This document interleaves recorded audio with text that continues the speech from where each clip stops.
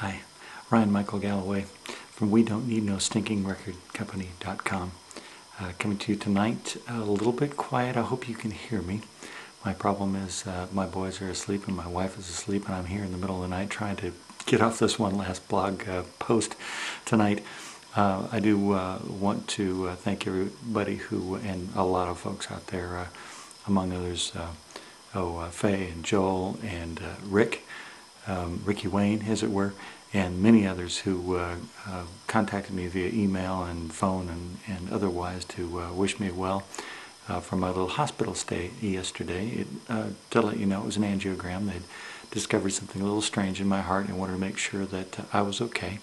Turns out for somebody my age, I'm just fine. So thanks so much, and now it's just getting all these drugs out of my system that they had me whacked out on yesterday, so hopefully I'll make sense tonight.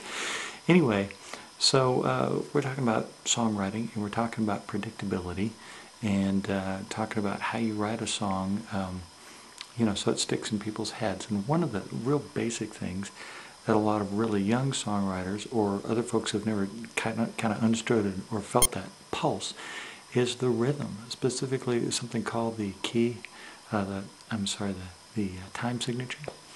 So what is the time signature? Well, in the West, it's about 90-95% of the time it's what they call 4/4, and sometimes it's what they call 3/4. But you go over to the Middle East or to India, and it gets really interesting.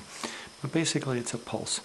And you may have heard people go 1, 2, 3, 4 and start the song. Well, you can continue that 4-count pulse to the rest of the tune. And the bass drum hits on the 1 beat, and the clap hits on the 3, and on the 2 and the 4. So 1, 2, 3, 4, 1, crack, 3, crack. And that clap is usually where the snare hits.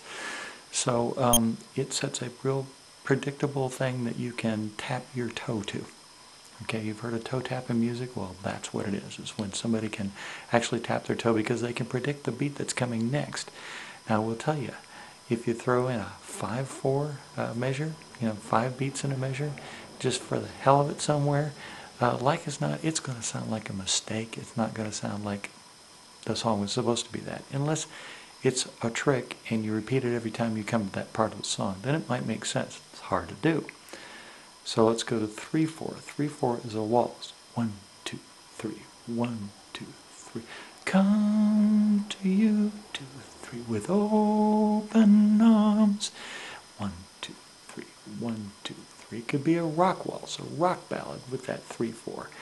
And you can almost, if it's slow enough in a gospel song, you can count it as 1, 1, 2, 1, 2, 1, that kind of thing.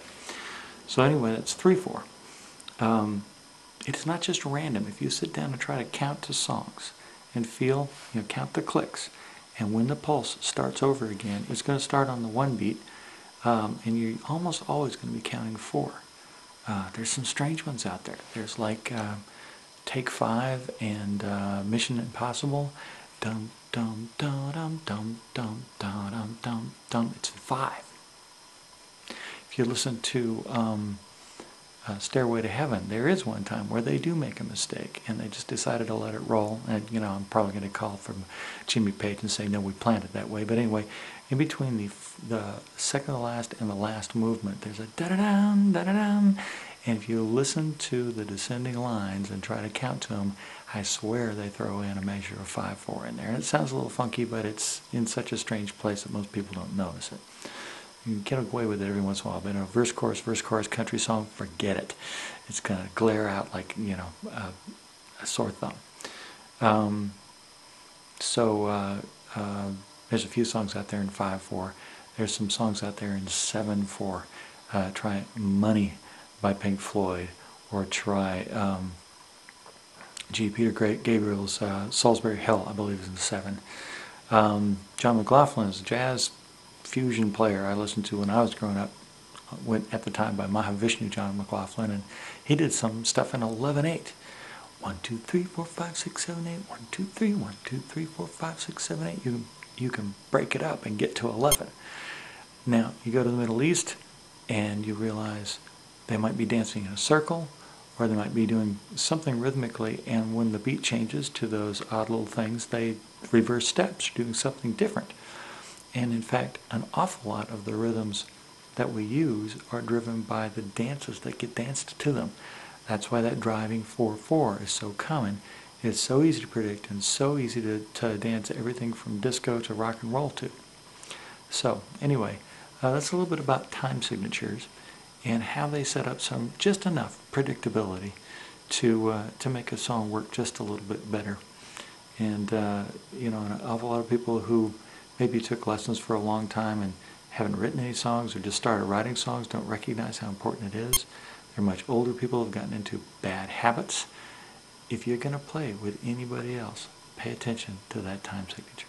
I'm Michael Galloway, and this is We Don't Need No Stinking Record Company.com.